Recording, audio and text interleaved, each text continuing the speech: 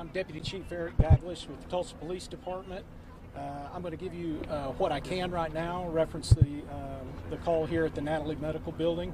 It will be probably pretty limited. I will attempt to take some questions after everybody has spoken, but giving you that warning ahead of time, the information is still very new and very limited.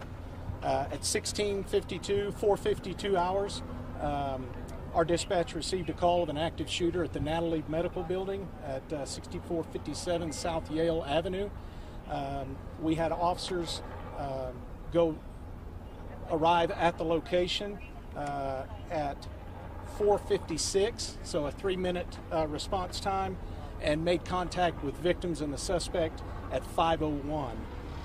And that was them making their way to the second floor. The officers that did arrive were hearing shots in the building, and that's what directed them to the second floor. Right now, we have 4 civilians that are dead. We have 1 shooter that is dead, and right now, we believe that is self-inflicted. Officers have not been interviewed, but we're certain that's a self-inflicted gunshot wound on his part.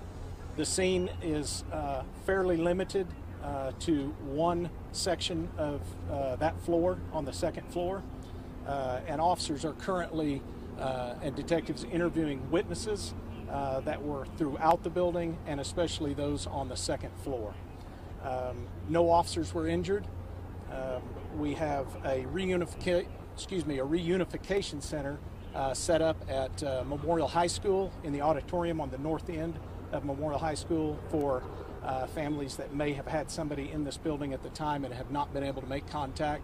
That is a location they can check in with for information. Right now, the suspect, we do not have an identity. That we believe we're getting close on the identity of the suspect.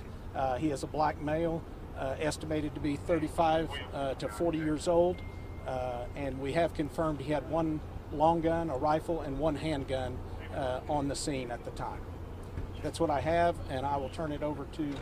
Can we get her? I'll come back for those questions. Okay, thank you. What was yours? Well, you said 5 people total dead. Yes, 4 innocents, 1 shooter. Thank you. Yes. I'm Dr. Cliff Robertson. I'm the CEO of the St. Francis Health System. And as you can imagine, we're an organization that believes in the power of prayer, and there is nothing more this community could do for us than to pray for the families and the loved ones and the victims of this senseless act.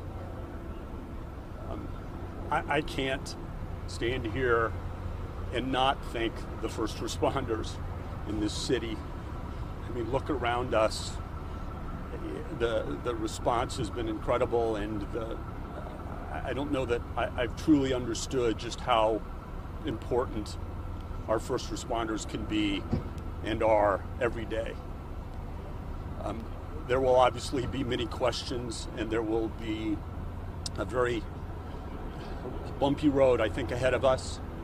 But there are over 10,000 people that are part of the St. Francis Health System that every day commit their lives to taking care of people in need, taking care of everyone in need.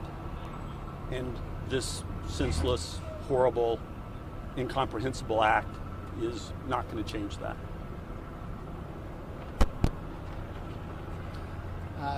I want to start by echoing Dr. Robertson's comments. This campus is sacred ground for our community. For decades, this campus has been a place where people have come to work, heroes have come to work every day to save the lives of people in our community. Just in the last few years, in the greatest public health crisis that our city has ever had to face, this has been the facility more than any other that has worked to save the lives of people in this city. I have been out here to this campus repeatedly as mayor when our first responders have been attacked and when one of them was murdered. And it was the people who worked at this campus who were there for them. So I know because I know Tulsa. I know there are so many people out there right now that want to know what you can do to support the people at St. Francis Health System in the midst of this tragedy. I don't have one thing for you right now. I would ask for you to think about what the St. Francis Health System and the people that work there mean to our community, what they mean to you and your family and your neighbors, the heroes who protect you. Think about what they mean to you and think about in your own way what you can do to show your support for them in the midst of this tragedy. I also want to express our community's profound gratitude for the broad range of first responders who did not hesitate today to respond to this act of violence. The men and women of the Tulsa Police Department did not hesitate, and when you look around today, you see personnel from federal law enforcement, the Tulsa County Sheriff's Office, the Oklahoma Highway Patrol, the Tulsa Fire Department, EMSA.